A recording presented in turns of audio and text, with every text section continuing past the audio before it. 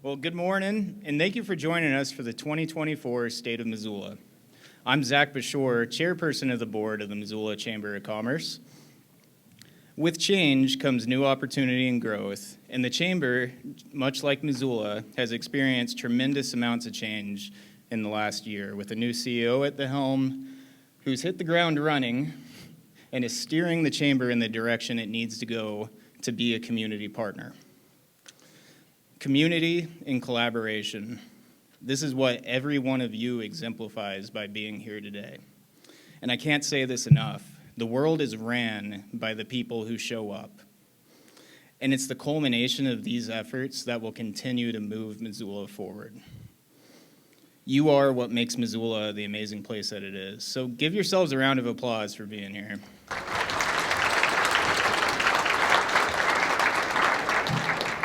In the spirit of this, we're honored to have these 7 esteemed individuals representing influential organizations across Missoula. They're here today to provide us with a comprehensive overview of what is happening right now in every corner of our vibrant community. This event would not be possible without our generous sponsors, Jackson Contractor Group, Home Health and Hospice of Montana, Vita Nova Marketing Group, and Northwestern Energy. With that, I'd like to welcome Spencer Merwin, Project Development Manager for Jackson Contractor Group, and also board member of the Missoula Chamber of Commerce, to the stage to say a few words, followed by Sheena Pisanti, CEO of Home Health and Hospice of Montana. Thank you.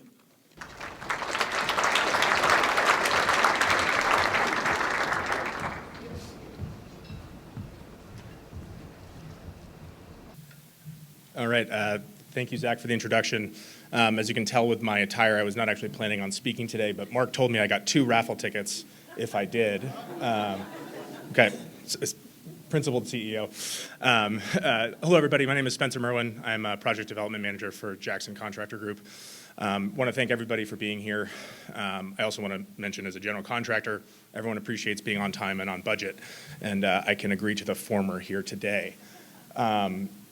Here at Jackson, we very much value being a part of this community. Don't want to share too much to my commitment of being on schedule, but you've got a project spotlight there on your table talking about the Missoula County Fairgrounds work. And to us, that's just one of many examples to showcase as far as a project of how much we value being a part of this community.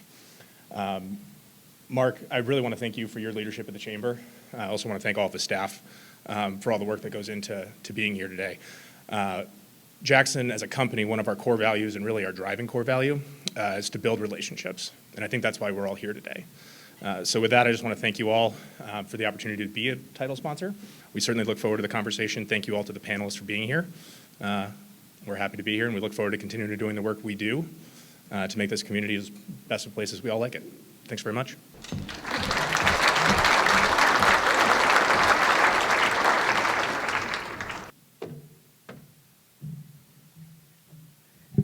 So my name is Sheena Pisanti, and I own Home Health and Hospice of Montana here in Missoula, and we provide exceptional end-of-life care and rehabilitative services. I purchased this little agency back in 2019. They were planning on discontinuing the services. And I came in and saved about 35 jobs and then beautiful services for our community. And I'm so very grateful for all of my staff here with me today. And they have such beautiful hearts, and we provide such incredible, incredible services to the community. And this is actually my first speaking engagement, so I'm a little bit nervous, but I'm so grateful to be here with all of you, and I hope that you all have such a wonderful, wonderful day here in the community. Thank you so much.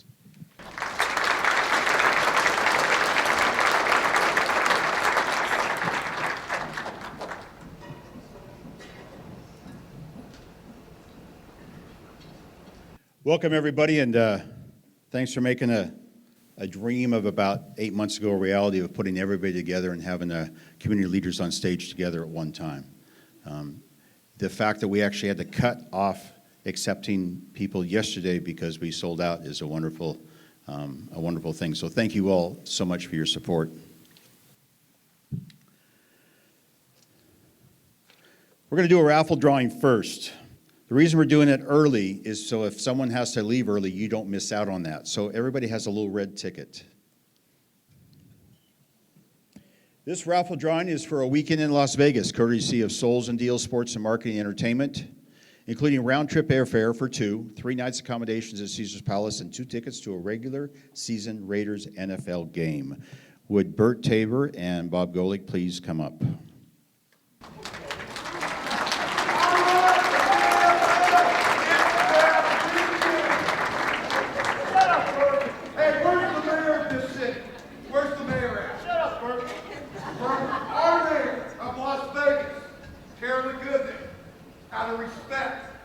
For the chamber and you, Mayor, this is a poker chip with her platinum cell number on it.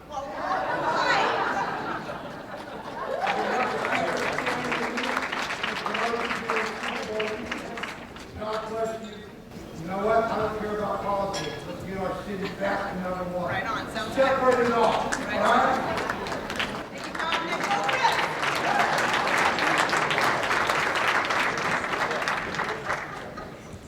Okay, so you're going to give a few minutes. Ladies and gentlemen, the reason I'm here is because of the woman I met on TikTok. I'm 62 years old, never been married, and I'm going to marry Sheena Stanton at the Super Bowl performance this next year. Sheena, I love you. Thank you for introducing us to Missoula, and God bless you. Number 2, the reason I'm here, I'm an addict. I'm an alcoholic. I got fired from the Raiders in '88. Spent the whole summer in rehab. This year is 36 years of sobriety. Also, I hope for the rest of the youth home. When I met Sharon, her husband, and they spent Super Bowl Sunday with me and Bob, I said, I'm going to do something spectacular. Ladies and gentlemen, out of my pocket, I put up $75,000.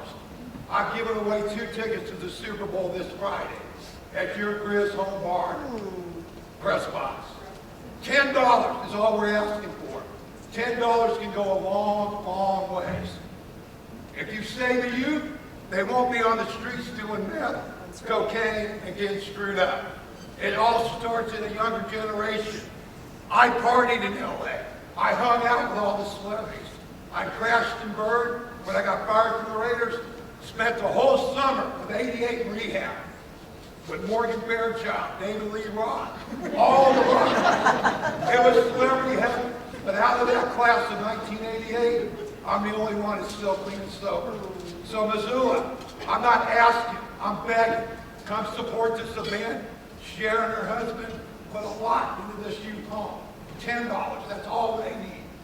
To have a chance to win 2 tickets to Super Bowl. Also, I'm putting up another trip.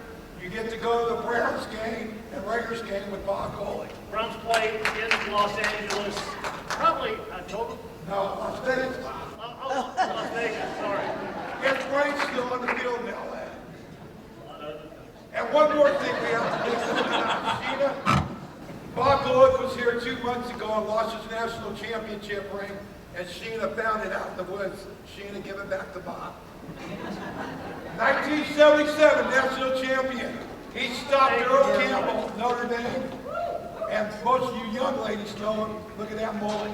Saved by the Bell.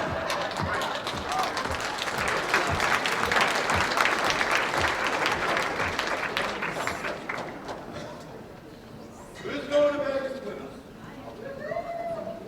What happens in Vegas stays in Vegas if you're single or married. Either one. Ticket number is 560607. You're not here to withdraw. We did have a couple extra tickets in there. Everybody check their tickets? Going once. 560607. Someone's running back to look at his ticket real quick.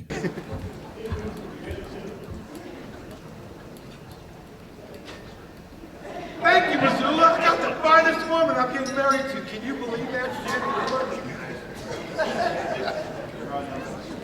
Oh, you get to come to my bachelor party, whoever wins, and it's going to be crazy.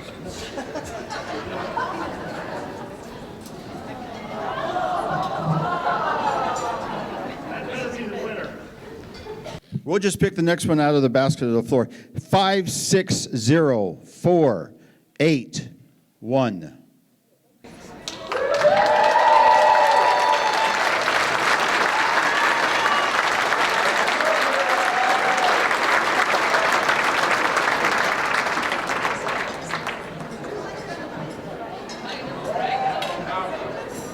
All three of us have signed it. It's official. Here's your ticket. Are you married? Great. I got for you. Your husband goes to one tailgate party. You got an evening with Chippendales for the evening. Thank you. And one more, buddy. Madam Mayor, it would be an honor for you to come to Vegas to meet my mayor before she leaves her term. Together, the Goodman family. Oscar played himself in the movie Casino. Robert De Niro's attorney, our mom boy, mayor. His wife, Mayor, 22. It will be an honor for you to Vegas before she leaves office so you can go to her office and thank her. Because a lot of you people come to Vegas for the night's game. I'm inviting you on behalf of Souls and Deal, Home Hospice, to be our guest in Las Vegas. Please come share your city. And the greatest chamber coming with the whole world. All right, so there's our entertainment for the day. Everybody's awake. Bert, I love you. Love you too, Mark. All right. Mark's a Raiders fan, by the way, too. I know him from Seattle. Letting all the secrets out. I'd like to thank our folks at this front table here that are making this 100% possible. Your days are busy and crazy, and I appreciate taking time to be here. We have Seth Bodner, 19th President, University of Montana. As I read your names, please come up on stage. Missoula County Commissioner Chair David Strohmeyer. We also have in the audience, we have Juanita Vero and Josh Slotnick, which will later be involved. City Missoula Mayor Andrea Davis. Destination Missoula Executive Director Barbara Nealon. Missoula Economic Partnership CEO Grant Kerr. Missoula Downtown Association Director Linda McCarthy, and Missoula Midtown Director Melanie Brock. Thank you all so much.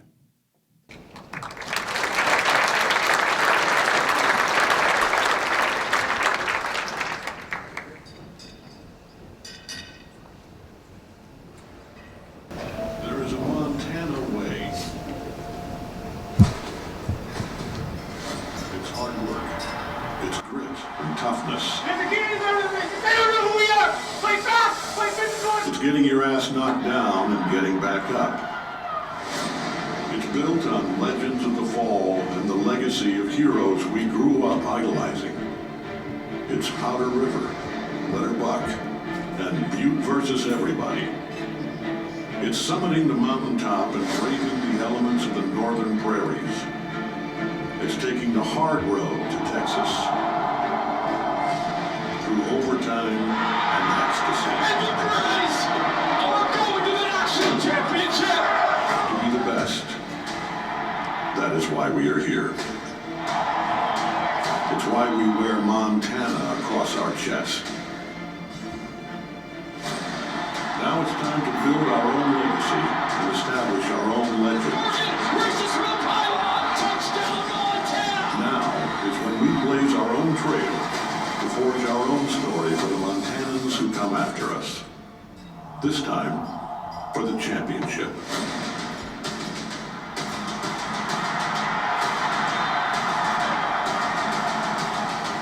One final game to be the best. This is the Montana way.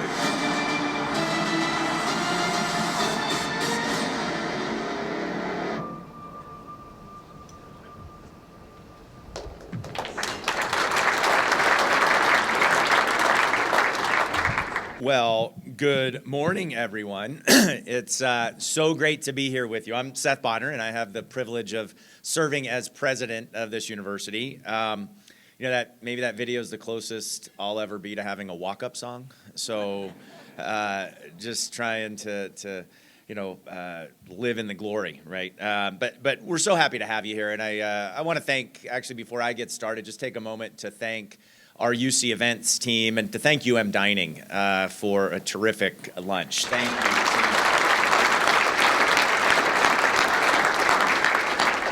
Now, look, I start with this video in all seriousness because, it's fun. The Grizz were on a roll this year.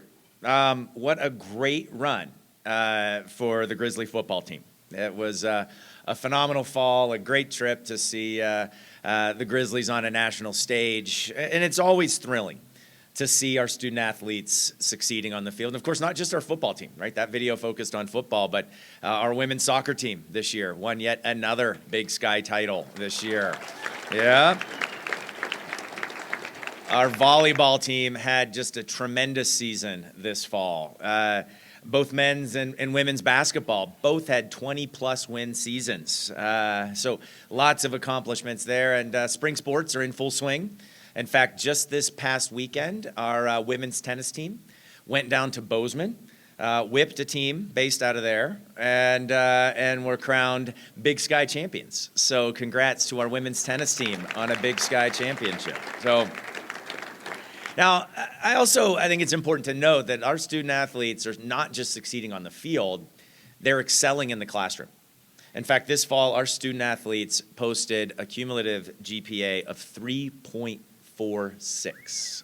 So far above our campus average, and just these are young people who are succeeding in every sense of the word. And I started with this video again to highlight not just these students, the student athletes, their success, but also the impact of the University of Montana and Grizzly athletics on this community. I'm sure that many of you know that on game days, we often have over 25,000 people over in those stands. And, the economic impact of those games is not small. In fact, we have had recent studies indicate that the impact of Grizzly athletics in totality is over $120 million in gross sales for Missoula area businesses every year. Huge amount. And with 3 extra playoff games this fall, that number's even higher, okay? This summer, we're going to have at least 3 stadium concerts with amazing artists in here, and that leads to even more economic impact for this community. And I wanted to start with this because the bottom line is that when the Grizzlies win, Missoula wins. And of course, that extends far beyond just athletics. Those of you that know me know that you're not going to get out of a conversation with me about the university without hearing the 2 words that summarize everything that we do here. And those 2 words are inclusive prosperity. Boiled down to its essence, our university's mission is very simple. It's to enable every single member of our community, regardless of where you come from, who your parents were, what your politics are, what high school you went to, how much money you have, everybody. It's our job to make sure that everyone can reach their unique full potential. And we do that in a number of ways. We also work incredibly hard to benefit our community and this entire state through economic activity, job creation, research, specific job training. That's who we are at UM. And ultimately, this focus on inclusive prosperity is about fostering healthy, engaged, vibrant communities and economies.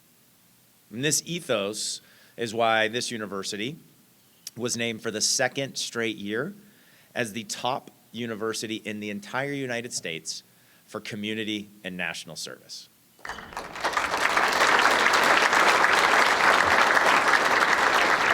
That's your university. That's what you have done. Can I get a show of hands? How many in here are Grizz alum? There we go. Room full of Grizzlies. I love it. And it's fun to celebrate wins with Grizzlies. And we have many of them to celebrate. Many of you know that our university is firmly in a cycle of growth. This past fall, we realized our largest year-over-year enrollment growth in 14 years, bucking national trends. We've seen our retention rate, our first, second-year retention rate increase by 8 percentage points. We set a university record for that this fall. Our Native American student enrollment's up 30%. Our research growth is up more than 2/3 over the past 7 years. And that research is not just creating new knowledge, it's creating jobs, it's creating businesses right here in our economy. That's inclusive prosperity in action. And again, our job is to make sure that every single member of our community can reach their full potential. You'll never hear us brag about some low selectivity, low admissions rate as somehow that's an indicator of quality. Frankly, it'd be somewhat easy to admit only 5% of the people that apply, charge them $75,000 a year, and claim to produce excellence. Well, you know what? We're going to admit almost everybody that applies. We're going to charge them $7,500 a year, and we're still going to produce Rhodes Scholars like Coulter Stevenson from Amsterdam, Montana, who beat out all the top students at the Ivy League institutions to win a Rhodes Scholarship this past year, UM's first in 30 years. That's who UM is. Now, we know that there are challenges out there. College participation rates nationally and here in Montana are declining. I think this is a tremendous risk to our national security. I think this is a tremendous risk to the long-term health of Montana's economy. So we're working to guard against those trends in many ways, but we're also working to adapt to them. We're changing the ways in which we deliver education. We're changing the ways in which we think about learners. The days of learning from 18 to 22 and then having a career for 30 years where you don't have to reskill or upskill, those days are over. That's why we created programs like Accelerate Montana that partners directly with employers to develop curricula that prepare workers at any stage of their career for jobs that are open at businesses and are needed in our economy for us to thrive. And Accelerate Montana over the past 3 years has trained over 1,600 people in partnership with employers and placed them in jobs. Over a 90% completion rate, and of those we've heard back from, almost 90% are placed in jobs after these programs, which are 2 to 4 to 6 weeks. Now, you won't see those show up in our official enrollment numbers, but that is core to our mission of inclusive prosperity as well. Because our job, again, is to serve every single learner in this community at all ages and all phases of their careers. That's inclusive prosperity. So we are very short on time this morning, and I recognize that I think we have about, how much time do we have left? 2 minutes. So, I also just want to emphasize that we're in a period of renewal at this campus as well. Hopefully you had a chance to walk around. You'll see that our campus is undergoing the largest infrastructure overhaul in UM history. New dorms, refurbished dorms, I should say, new dining halls, updated academic learning spaces. Our goal with this is not to create luxury, but to create a learning environment conducive for excellence. Because again, the mission of providing a world-class education that is accessible to all at a cost that is 26% lower than public institutions in our neighboring states, that's a tough task. But that's, again, what is driving every single action here at the University of Montana. That is how we define inclusive prosperity, and it's really a privilege to work alongside not just all of my colleagues at the university, but all of my partners here on this stage. Our goal is for this university to be better because it's here in Missoula, and for Missoula to be better because this university is here. So I want to thank you for the opportunity to be with you all today. I want to thank all of my colleagues on this stage and each of you. Whether you're a Grizz alum or not, this is your university. This university has a tremendous positive impact on this community, and it's all of our job to steward it for the future and to make sure that Montanans for generations to come have all the opportunity to thrive and reach their full potential. So thank you, everybody, and thanks again for joining us here on our campus today.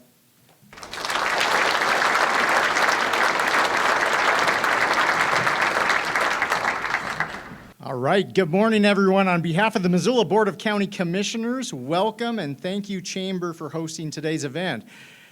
We're going to shake things up a little today. We're going to go rogue just a little bit. Instead of just me speaking on behalf of the Board of County Commissioners, we're going to share the mic today, and each of us are going to participate in a bit of a lightning round where we talk just ever so briefly about some of the transformational projects that the 1,100 county employees in Missoula County deliver each and every day to you, the residents and citizens here in Missoula County.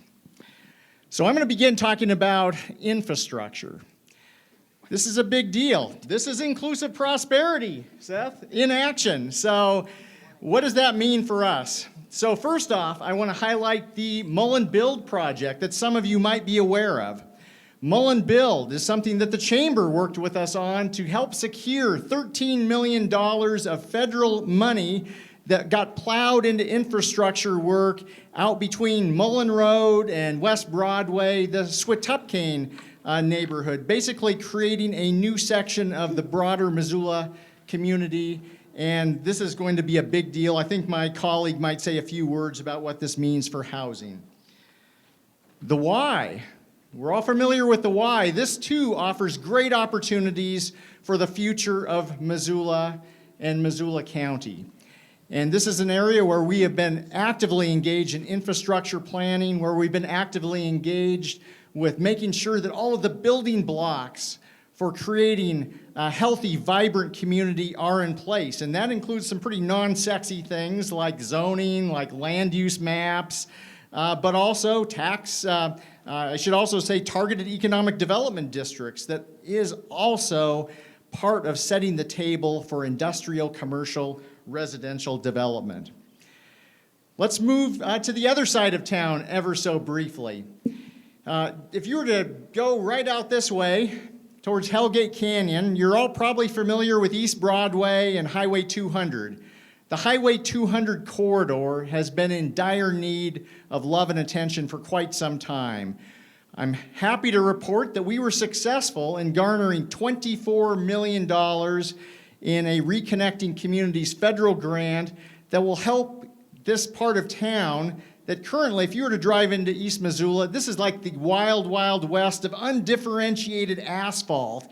Not a safe place to be, particularly if you're a pedestrian, particularly if you are walking under the railroad overpass.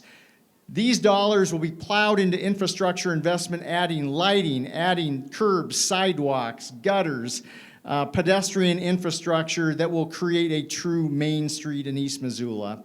And lest I forget this, after 45 years, I'm proud to report that Missoula County has been on the cutting edge here in the state of Montana to create a regional transformational project for transportation, and that is bringing back passenger rail service after over 4 decades to this part of the state. So stay tuned on that.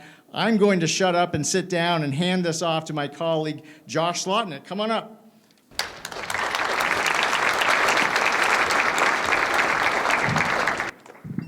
Hello, everybody, and thanks to the Chamber. And I'd say I am one of those Grizz alum, and I picked up a service ethic when I was, when I was a student, and it has permeated my entire life. I'm going to talk at you for just a couple minutes about housing as part of this lightning round. A few things we've been able to do in the last couple years. We streamlined our permitting process. This isn't really sexy, but it actually really matters in terms of the cost of projects. We streamlined our permitting process around subdivision review and around reviewing of building, a plan review in our building permit world. And we did this by engaging with the private sector. This was a new thing. Nobody had ever, not that I know of, has done this before, and it's shown great results. Dave mentioned the build grant in the Switupcane area. We partnered with the Chamber and the city. Also in the private sector, we worked closely with DJ&A and Kiewit. I don't know if anybody from those folks, anybody here from DJ&A or Kiewit? Well, today, we closed out that project. It was a $21 million project, $13 million grant. We brought in sewer, water, and road grid into that build area, which sets the table for 6,000 units of housing. in an economy that drastically, direly needs housing. Dave mentioned the why. We're not building a suburb in the Y, we're building another town. We're working with the Montana Board of Investments on a tens of millions of dollar project to bring sewer, water, and road grid into that targeted economic development district. The legislature made it so that we can build workforce housing as part of TEDS. We will see over the next 50 to 70 years, 35 to 50,000 people living out there. Like I said, it's not a suburb, it's a town. These are just a few things we're doing to make more housing happen right now. I'm super excited to be part of these projects. When we talk to people about what's needed right now, housing is at the top of the list. So we've made that a huge priority. I've also made property taxes a huge priority, but I promised everyone who I've talked to I'm not going to talk about property taxes. I just wanted to let you know the things that we're working on right now to deal with the most acute issues facing us right now. Thanks everybody for coming. Juanita.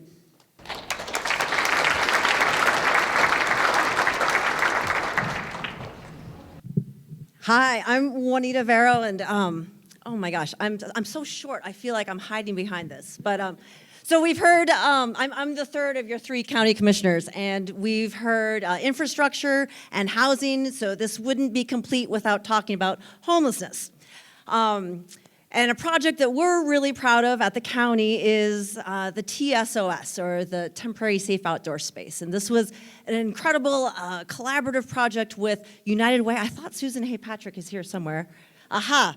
United Way and Missoula County and Hope Rescue Mission. Do we have anyone here from Hope Rescue Mission?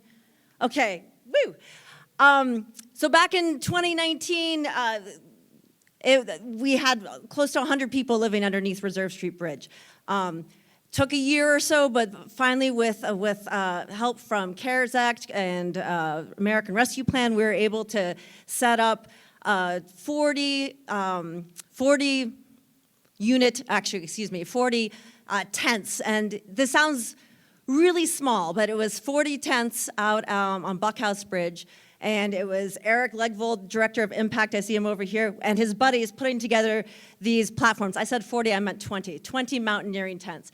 They lasted about a year out there, and Hope Rescue Mission provided all the service to help people move through the continuum there to achieve housing, move forward. And then mountaineering tents don't really survive, aren't made to live in year-round, so we went to wall tents that lasted another couple years until January of 2023. Last year, we were finally able to get folks into finally able to get folks into hard-sided shelters. These are pallet shelters, came out of Portland, Oregon. These are 100-square-foot units. They can be air-conditioned, they can be heated, 25 pounds of snow load per square foot, sustained 80-mile-an-hour winds. And it cost us, it cost us $1.48 million, and it cost $420,000 a year to manage the site. Okay, and so I got to get some numbers out here.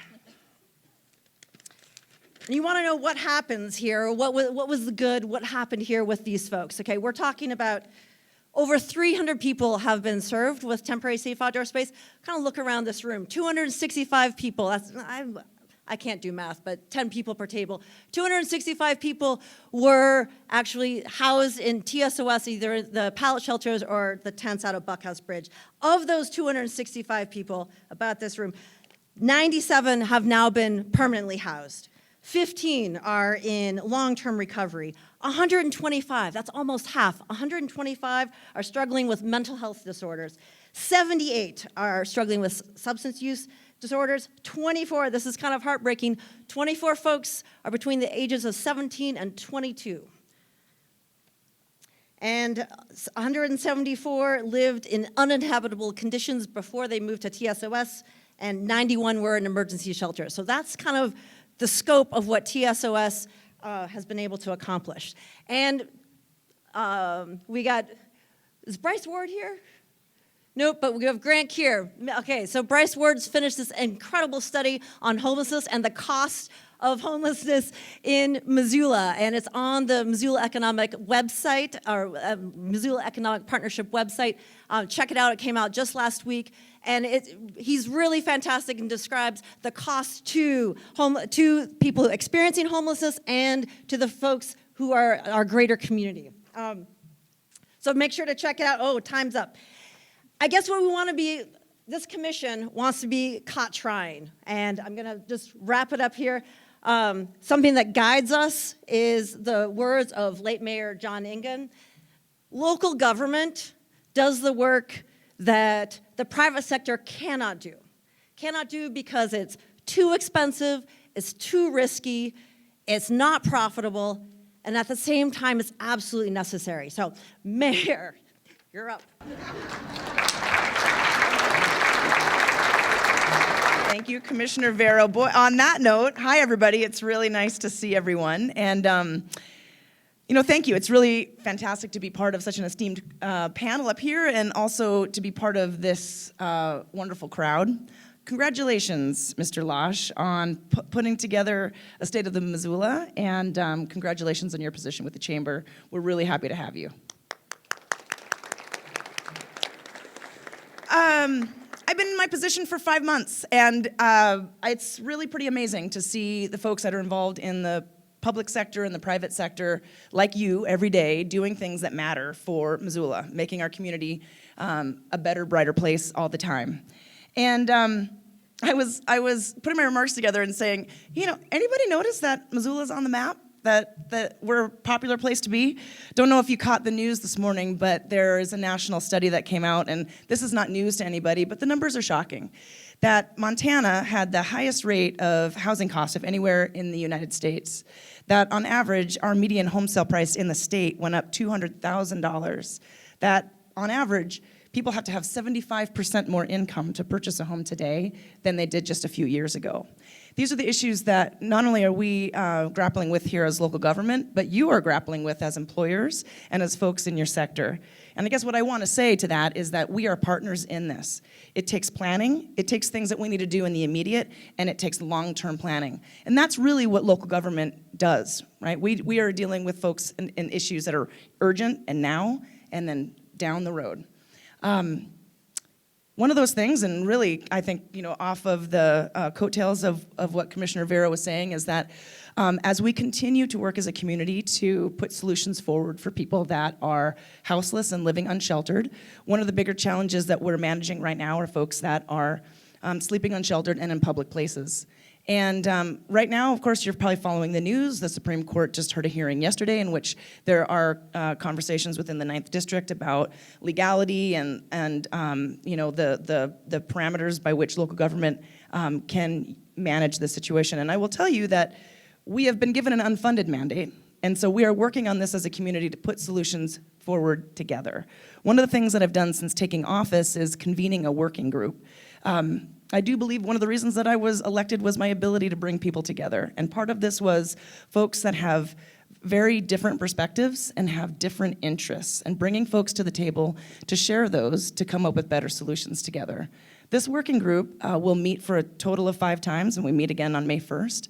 And the idea behind that is that we are listening and hearing from people that are business representatives, that are elected officials, that are people that are currently unhoused and living with homelessness experience, service providers, and neighborhood representatives. And the idea is that we are coming together to put forward a host of recommendations for City Council to consider in terms of policy. What that means is putting something forward that says where people can be, for how long and when.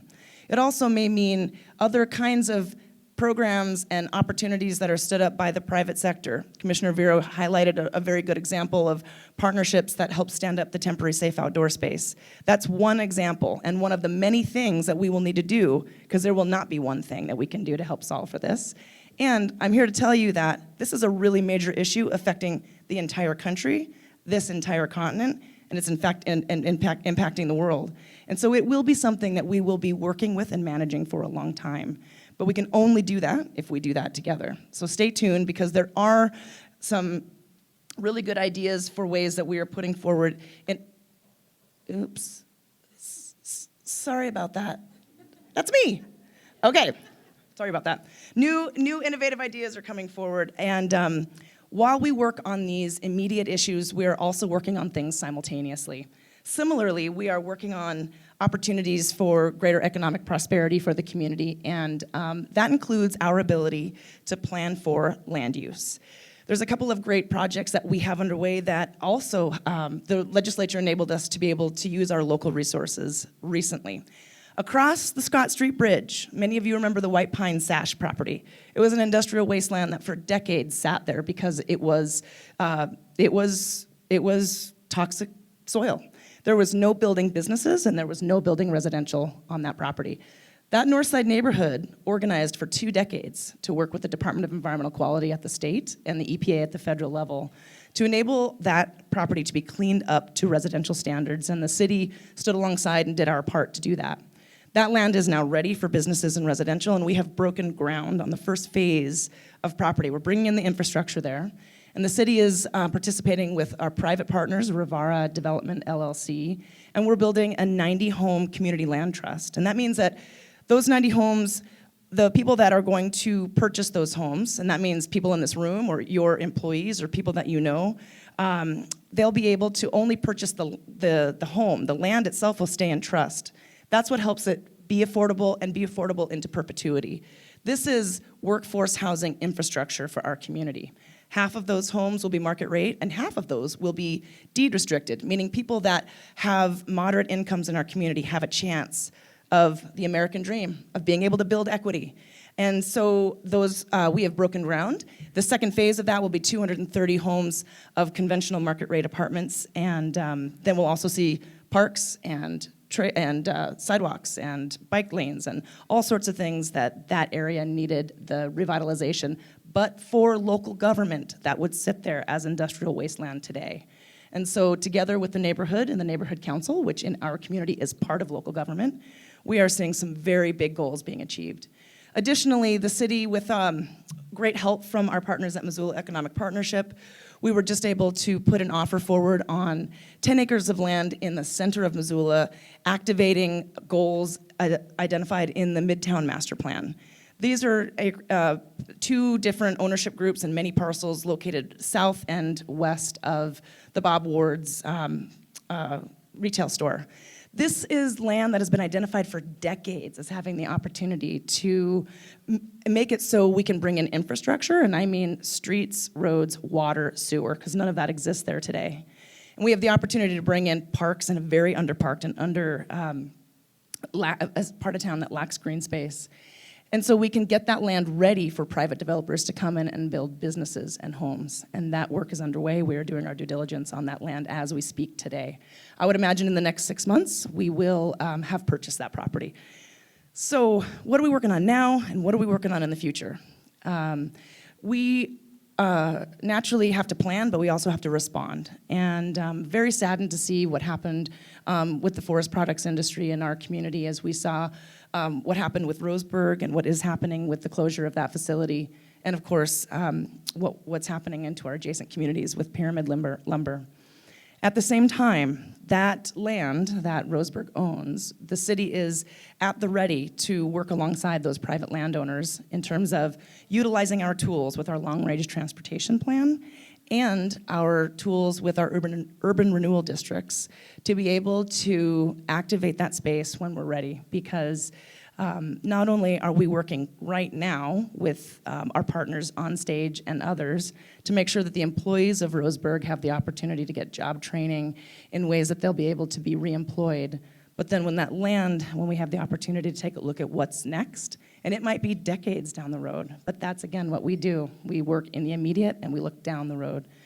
Lastly, I'll say that a few things that we're currently working on and that you'll see on your ballot in June is that we have the fire levy that we are putting forward to stand up another 20-person fire personnel, and we will continue to, as Missoula grows, as our need for greater amount of emergency response, as we age as a community, our emergency response needs have grown significantly.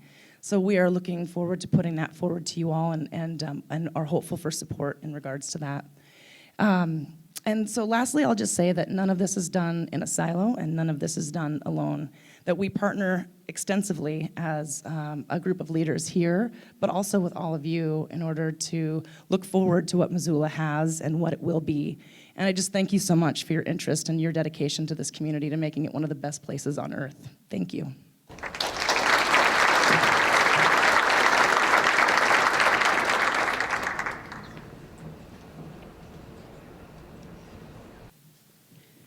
Well, those are pretty tough acts to follow, but I'll do my best, and maybe pretty pictures will help. So I'm Barb Nealon. I'm the director of Destination Missoula and the Missoula Tourism Business Improvement District, and I really appreciate being here with all of you today, and I appreciate Mark inviting us to be a part of this discussion.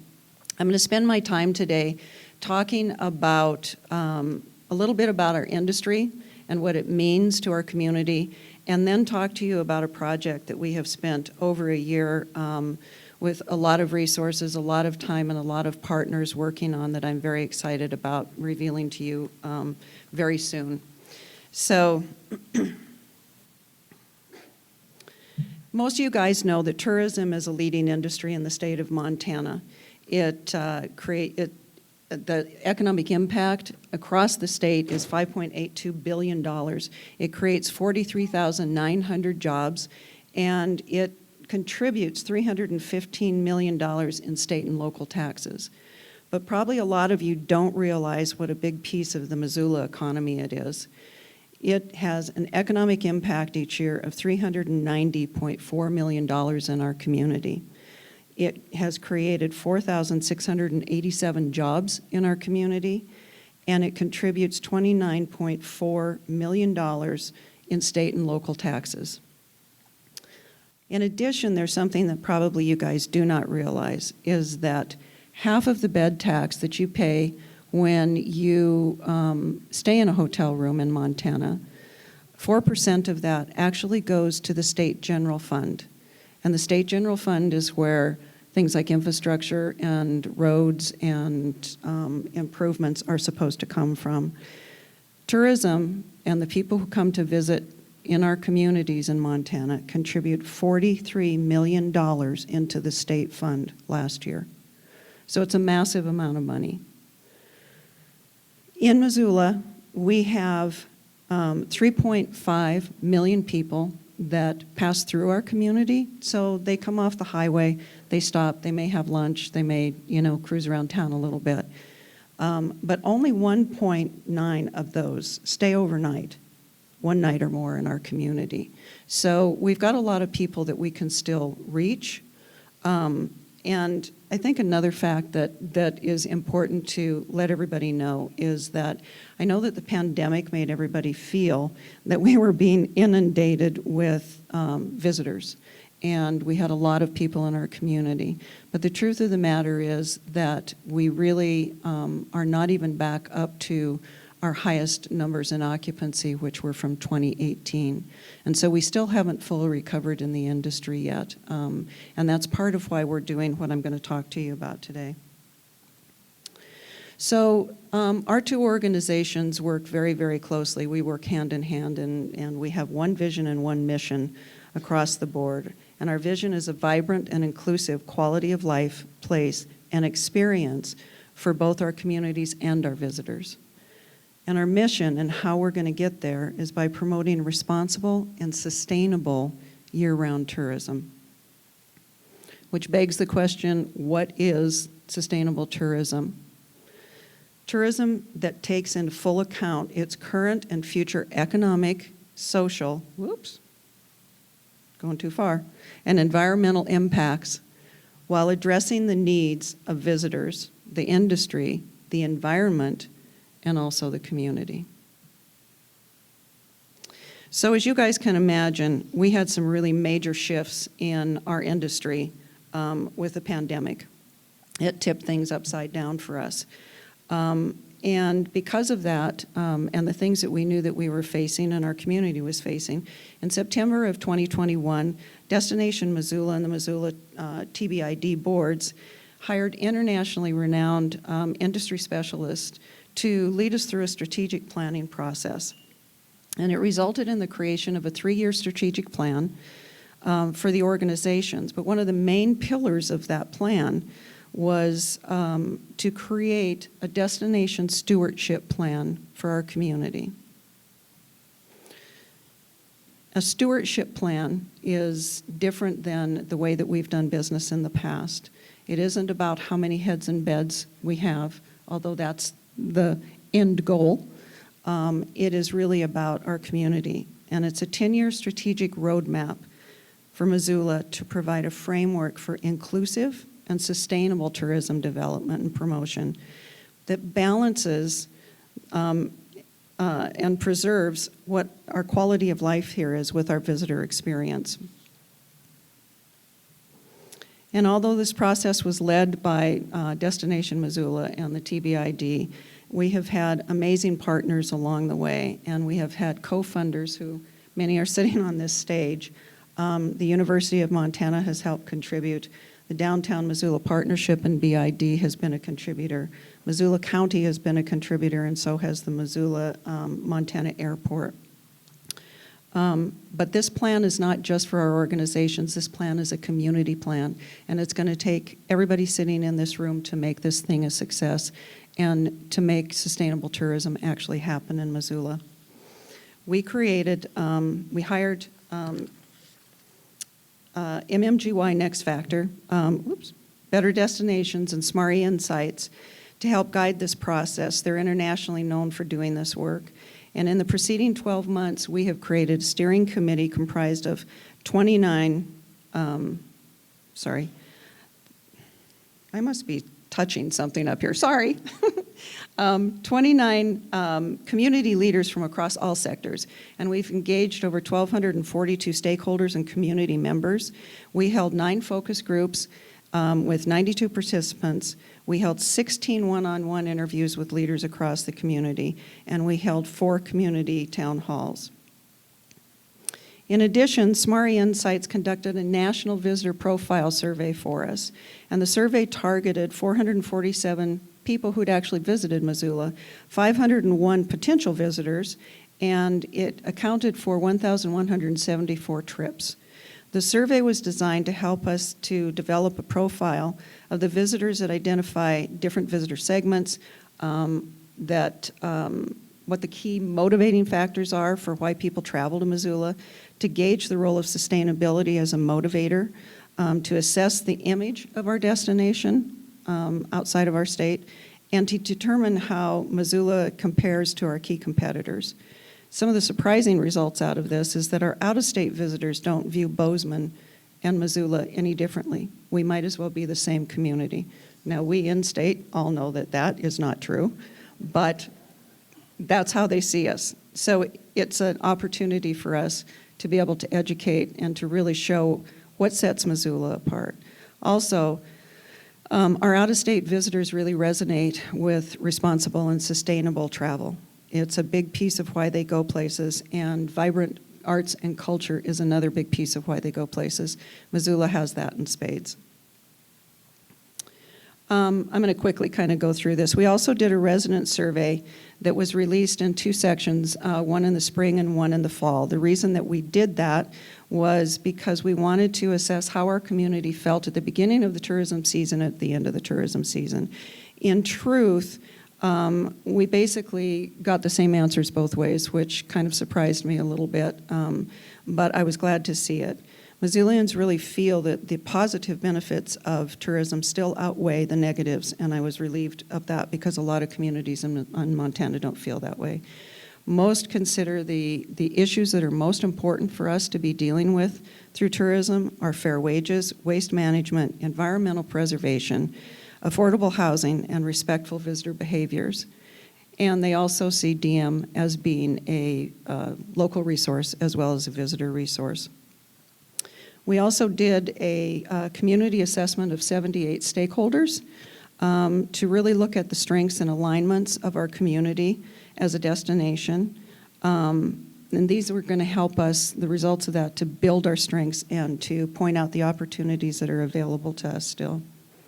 So there were 3 signature themes that emerged from this as unique attributes that helped guide us through this. Our outdoor experiences in the rivers are a source of pride and identity for all Missoulians. We are proud that everyone is welcome in our community. That was a big one. And we have a vibrant and diverse culture of arts and entertainment in our community.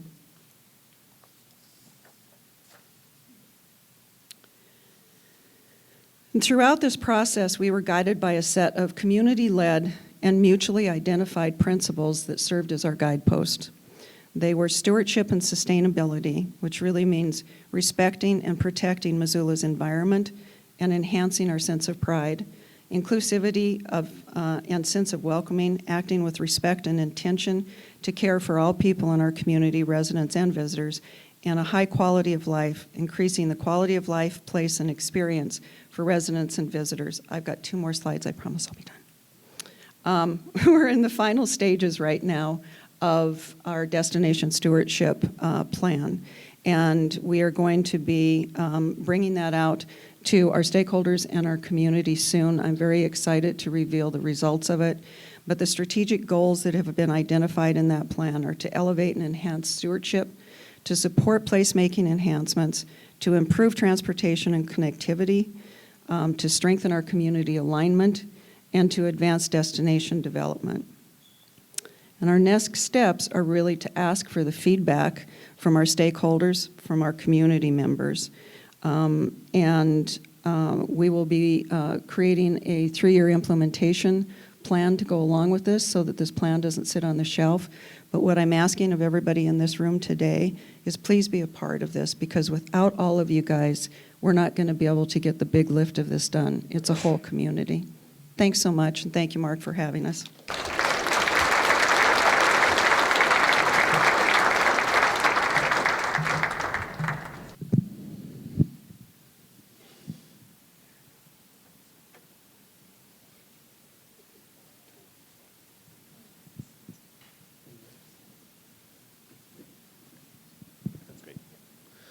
Good afternoon. I'm Grant Keir with the Missoula Economic Partnership. I want to just thank the Chamber Board for having us today.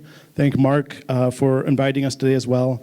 I'm going to talk a little bit about some of the activities we're up to and try to frame that in terms of who we are today compared to who we were as an organization pre-COVID. We've really tried to reinvent a lot of our priorities and goals post-COVID to recognize that we are a different community and we are facing different challenges. So I'll put that in that framework. I guess the easiest way to describe who we are is we try to be a catalyst. And a catalyst is nothing without essential ingredients. And the essential ingredients that we work with are all of you as businesses, the people who work for you as employees or talent, our workforce, our public and private sector partners here, and the community at large who is out living and enjoying Missoula and wants to make it a better place for future generations. What we try to do is help each of those entities achieve their goals faster and more efficiently so that we are making progress towards the goals that MEP is not defining, but the community is defining for themselves. So I'll start with the sort of broad pillars of economic development, our business development, land use and land redevelopment, workforce development, and community development. And I'll put this into a framework that kind of tracks all 4 of those categories. So in business development, we used to be an organization that was founded as a response to the Great Recession, really trying to look at how do we create more high-paying jobs. We were a town with abundant talent, highly educated workforce, and we lacked high-paying jobs and the employers who could scoop up a lot of the folks that lost their jobs when our mills shut and downtown was hollowing out. And we needed employers to come here and put people to work.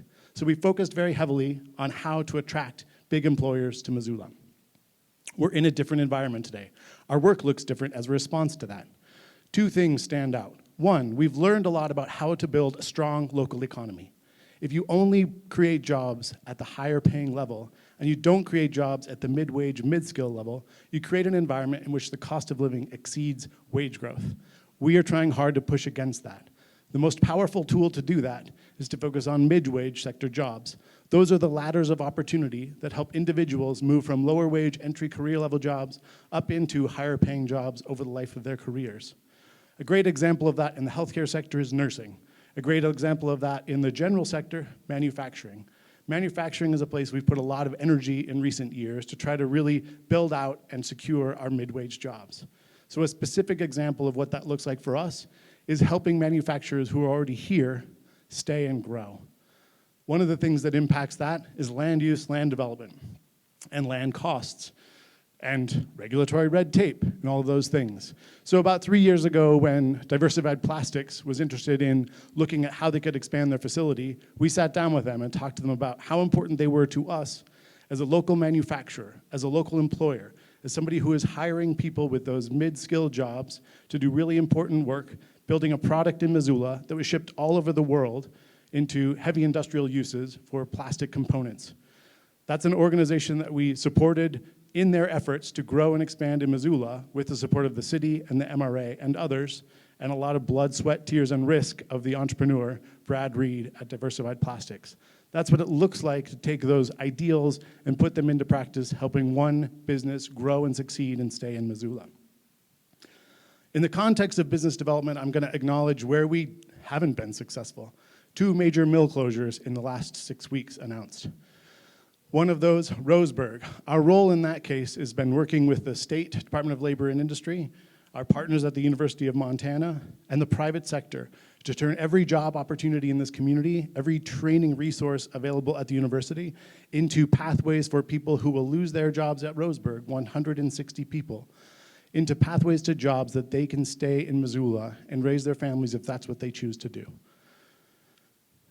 Pyramid Mill is a different story. It's a place where we are working right now to recognize the mill hasn't shut yet and there's still hope. Our role to try to retain that employer in our community has been to connect interested entrepreneurs who are interested in acquiring the mill to potential investors and a suite of experts and industry folks who can help build out business plans for people who are interested in acquiring and continuing to run that mill.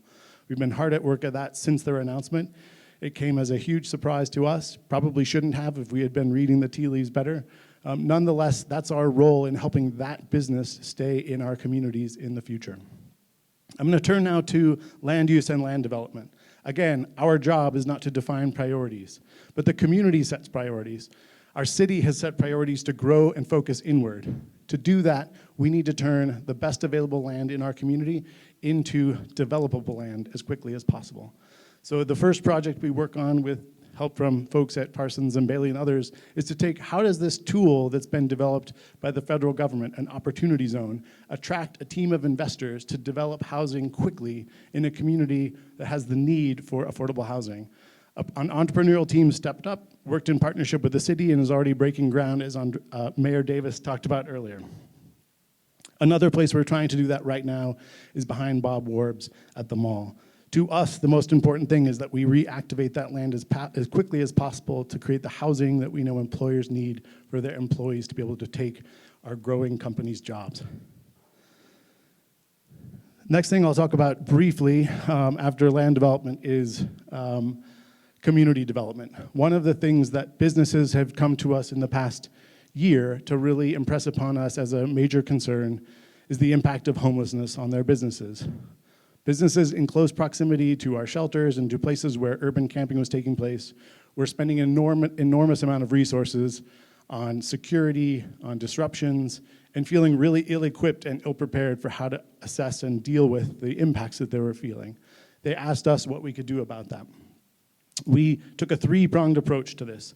First was we helped raise some private funds to create bathrooms for the emergency shelter. Our emergency shelter didn't have bathrooms that met codes and standards and had no showers that were available for people who wanted to go to work every day having had a shower. So we raised some money to do that. Second, raised money to do a comprehensive study. Mayor Davis referred to that wonderful guy. That wasn't me. That was Bryce Ward, the economist who did this study, which really gave us a deep insight into the effects of the economic impacts to individuals experiencing homeless, but also started to quantify and point the path to the real economic impacts to the rest of the community as a result of homelessness. So we've used information from that report to participate in the mayor's council to talk about what we can do about the urban camping situation that we're facing today, especially in the context of what's coming down the pike, which is likely a change in position from the federal government based on the Supreme Court ruling that was just heard yesterday in the Supreme Court. when we take on these priorities, what I want to stress is these are priorities that you have defined. When we did our comprehensive economic development study, businesses told us we need housing, we need places to grow. When we heard from businesses over and over again that what we need is help navigating how to, very compassionate stories from businesses. Hey, somebody needs to come in and warm up, charge a phone, use the bathroom, they're welcome. But if they start destroying property, disrupting my customers, or keeping customers out of my business, I need help dealing with that. So we developed a path to respond to that. And businesses are telling us more and more they want to stay in Missoula, they want to grow in Missoula, but it is harder than ever to do that. The cost of inputs, the cost of staying in business, the burden of being an entrepreneur is enormous right now. So a lot of our work is in response to those stories we hear to try to create the best conditions possible for everyone to be successful in their pursuit of making Missoula a better place. Thank you.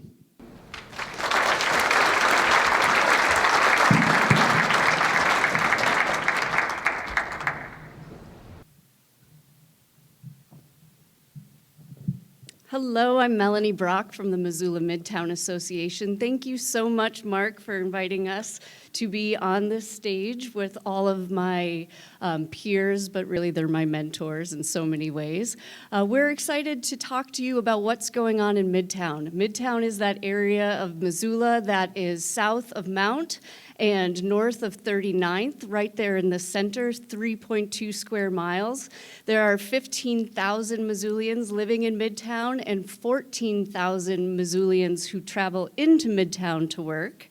And if you haven't been paying attention lately, there are so many exciting things happening in Midtown, and I'm gonna humble brag, it's really humble, but this is what $60 million of redevelopment in Midtown in 18 months looks like. Southgate Mall, I could literally speak for 10 minutes about Southgate Mall, and it's not even my story to tell. Tim Winger and his team have done an incredible job at making sure we have the best shopping mall in the Rocky Mountains. I just decided that. It is full, and it is full of the coolest shopping and lifestyle opportunities. There is healthcare in the mall. There are fabulous new restaurants. If you haven't been to Texas Roadhouse or Elote, the Pangea Restaurant Group just opened that. Fabulous place to dine. There's a new hardware store. Mustard Seed Reinvested. Shields has been an incredible anchor and community partner, donating to all of our nonprofits. I literally could go on forever and ever about this mall. But I also wanted to say that MRA and MEP's work with the infrastructure that's going in around the mall. This Mary Avenue Street was a huge east-west connection that really brought Midtown together. And purchasing the parcel south of Bob Ward's will allow us to complete that street system and really move Missoula forward. The Missoula Fairgrounds, thank you commissioners and the Fairgrounds team. There have been millions of dollars of redevelopment happening at the Fairgrounds, and it is now hosting events every single day, year-round. It is no longer a once-a-week destination. Already since this aerial was taken, the grandstands have been torn down, and we're really looking forward to this August fair starting the new grandstands. The Fairgrounds is the meeting place in central Missoula, and we are so excited that it hosts so many events. The new Missoula Butterfly House is all the buzz. Thousands of people are coming to Midtown to go to the Butterfly House. That is such a huge success, and as well as the county offices in this new building. If you haven't been to South Avenue to go to the Butterfly House, I highly encourage it. You will feel like you are in a huge city and learn so much about our bugs and butterfly friends. The Missoula YMCA is undergoing a $20 million transformation. This Phyllis Washington Early Child Care Center opens this summer. It's almost done, and then they continue the work on the main building and the outer new playground and new covered airnasium, and this has been really exciting for the many families who live in that Southgate Triangle neighborhood, as well as the 15,000 people they serve throughout the region. We're so excited about First Security Bank's $24 million world headquarters they are building right by Southgate Mall. This will be a huge anchor for redevelopment around Southgate Mall, and we're so excited that Glacier Bancorp is keeping their operations in the Catlin Plaza, and a major employer and anchor in First Security Bank. So we're grateful for that as well. And that all fits into the 2023 Midtown Master Plan that we finished last year. And many thanks to the 23 businesses, most of you are in this room, who helped fund that master plan. We saw that there were a lot of opportunities for growth and redevelopment in Midtown, but we weren't all sitting around the same table with the businesses and residents of Midtown to talk about what we wanted to see happen. So this was an exciting opportunity to spend a year going out into the community. Over 1,000 Missoulians showed up at our different charrettes, and this is a picture here too of the kids' charrette. Kids want more ice cream and zoos. They got a butterfly house is the exciting thing. So this is the overarching theme of what came out of the Midtown Master Plan. The first thing is renaming the junction. There is no longer malfunction in Midtown, so this is now the Midtown Junction. Please join me in renaming that. But this area around Midtown Junction was recognized as the area where there are so many opportunities for redevelopment.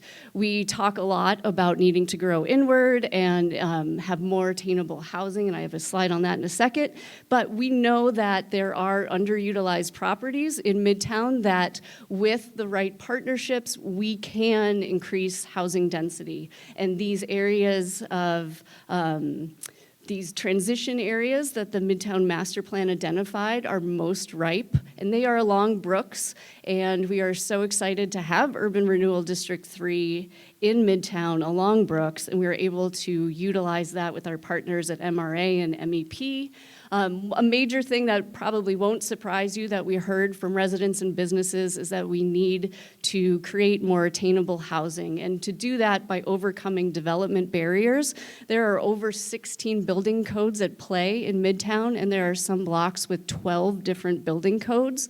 We heard from a lot of local developers that going through the variance process to do projects was difficult. So we are working with the city and so excited that the code reform project is underway, and we will end up with more projects like, soon to be coming out of the ground, the Casa Loma project that is being done by Blue Line Development and their partners. This is really exciting. It's right north of the fairgrounds, right north of that new butterfly house.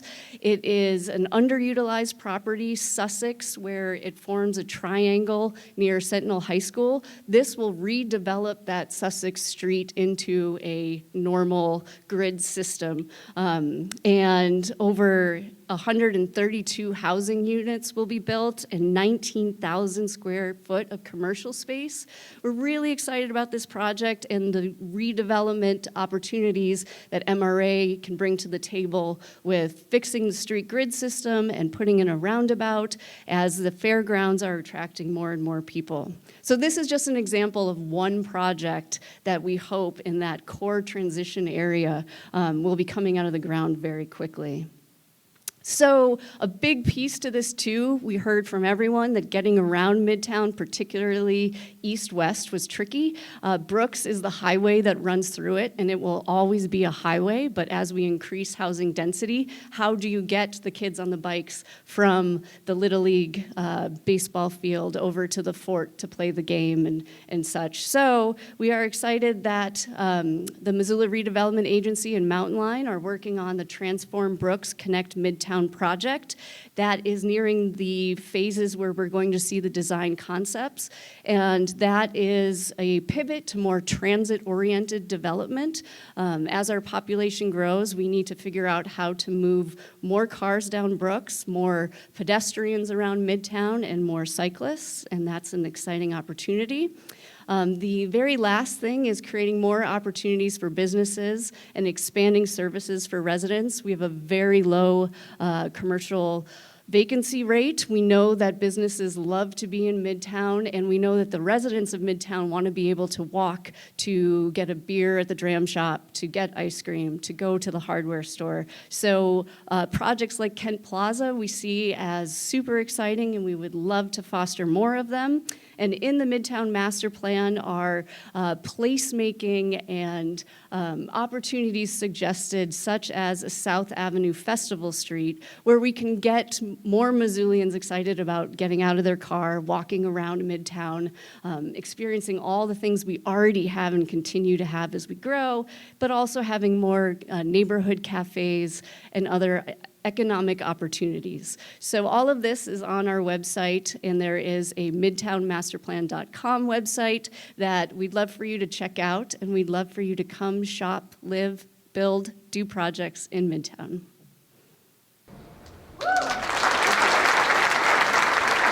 Linda McCarthy.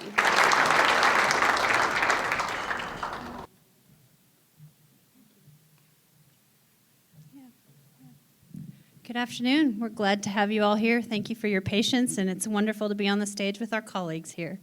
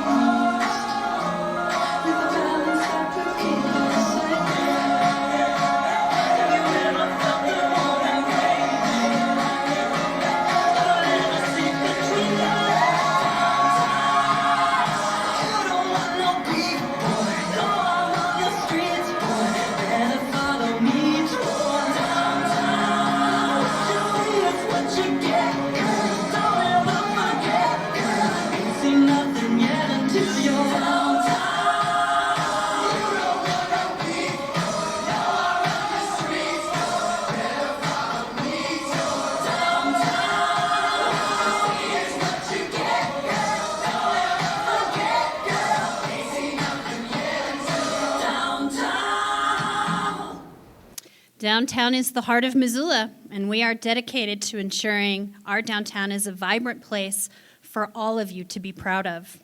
We have several organizational initiatives and community investments coming down the pipeline. Our team of 9 full-time employees makes the magic happen. The Downtown Missoula Partnership is comprised of 3 distinct organizations that work together to make downtown the best that it can be. The Business Improvement District, funded by downtown property owners, is focused on ensuring downtown is clean, safe, and economically prosperous. Our annual meeting is coming up May 30. The Missoula Downtown Association is the membership-based business organization focused on promoting, supporting, and enhancing the vitality of downtown Missoula. And the Missoula Downtown Foundation is elevating our fundraising efforts for downtown projects and programs through grants and charitable giving. Our spring campaign is underway, so consider a gift to the foundation for the betterment of downtown. Downtown Missoula is the heartbeat of our community. It's where vibrant culture and commerce collide, where history and progress coexist, and where people are inspired to live, work, shop, and play. But downtown doesn't happen by accident. It takes a team working tirelessly to promote, support, and enhance everything we love about the heart of Missoula. So who is the Downtown Missoula Partnership, and what do we do?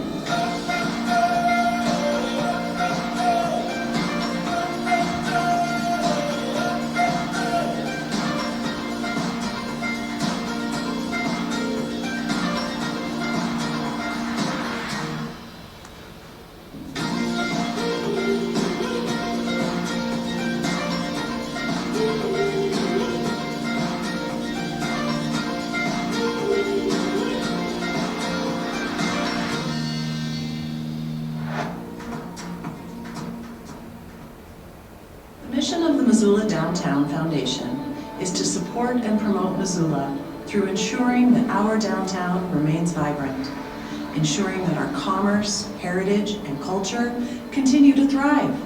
We are all part of downtown Missoula's heritage. We are all writing the story, and together we can preserve and celebrate the spirit of our place. The foundation will be rolling out 2 new murals this summer. Please meet Dorothy the Dragon, to be painted on the Dorothy building by local artist Lily Nelson. We will finish the last of 5 information kiosks that tell Missoula's history. And we will see the ADA accessible riverfront terrace come to life this fall with all of the funding and the contractor in place. All this on top of the Bear Tracks Underbridge playground we have been working on. The work of the downtown BID is not always super sexy, but investing in clean and safe programming is what sets downtown Missoula apart from others.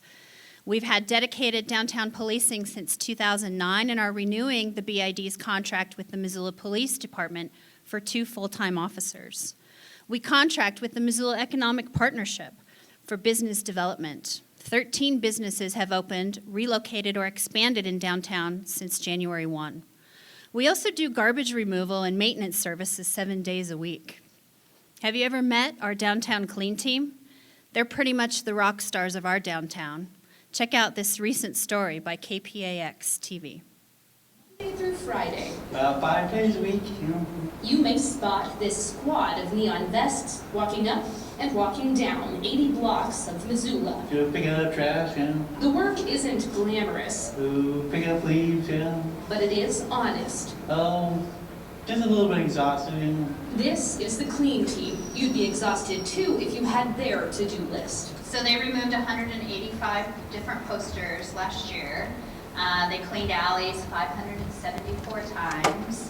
They removed 98 cubic yards of garbage just on the sidewalks and gutters and alleys. That's only scratching the surface. Without the clean team, Missoula would look a lot different. We hear quite often that our downtown is one of the cleanest that people experience. And it's been that way since 2006, when a new program was created to focus not on municipal wear and tear, but on community care. That program, the Clean Team, helps adults with developmental disabilities gain and maintain fulfilling employment.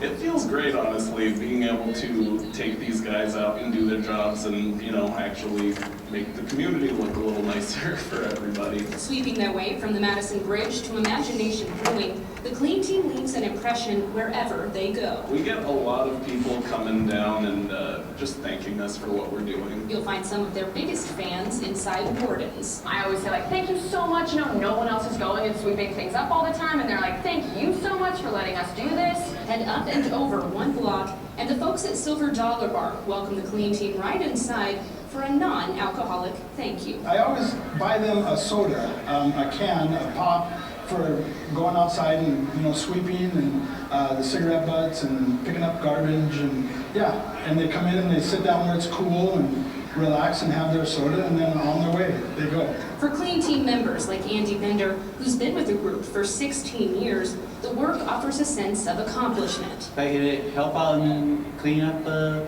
city, I guess. But it's also about belonging and a chance to connect.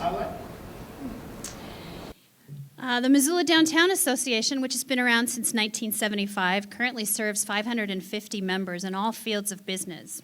MDA focuses on marketing, community festivals, advocacy, networking socials, education workshops, weekly membership communications, and much more. In the next 6 months, we will be hosting 11 membership events, including the MDA barbecue on July 30. In partnership with the City of Missoula, the MDA built and manages Missoula's Town Square, Caris Park. In the next 6 months, the MDA will host 28 community events that will attract an estimated 100,000 people to the heart of Missoula. We will also host nearly 50 other events in the park. Community events and gathering places are critical in connecting people to place. Our team will hang 110 flower baskets next month and water them daily through homecoming. We operate the Downtown Boulevard program for nonprofits, and we will sell nearly $600,000 in downtown gift cards this year. Lastly, I want to touch on the Downtown Master Plan. As the community's vision for downtown, the Master Plan guides decision-making for multiple organizations. The Master Plan helps us manage and shape change and it ensures the work that we do together is good for Missoula. Since the master plan was updated in 2019, we have seen almost $700 million of investment in downtown. As you know, development has slowed down, but planning and grant acquisition has ramped up. Projects on the horizon include completion of the Underbridge Playground, the Riverfront Terrace at Brennan's Wave, and the downtown safety, access, and mobility projects. Many of the projects on the city's Engage Missoula website are related to the downtown master plan. In closing, I want to invite you to engage with Downtown Missoula and our organization. Be a donor, buy the 406 license plate, attend or sponsor events, be a member, invest in downtown. It is the heart of Missoula, and it belongs to all of us. Thank you for the opportunity today.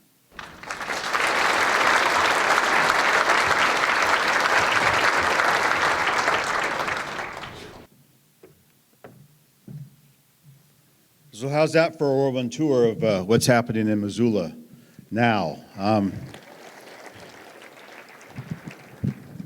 I agree, it's just not fun standing behind this thing.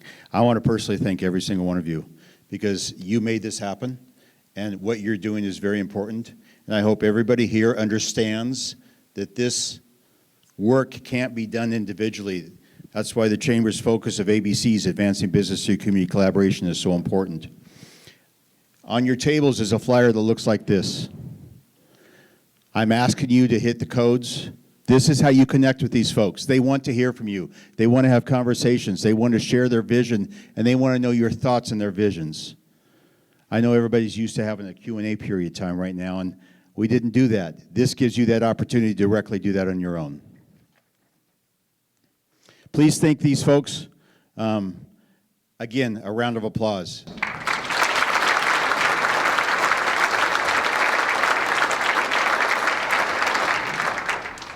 There's a group that hasn't been thanked yet. Debbie, Sharon, Stephanie, Jessica, Bailey.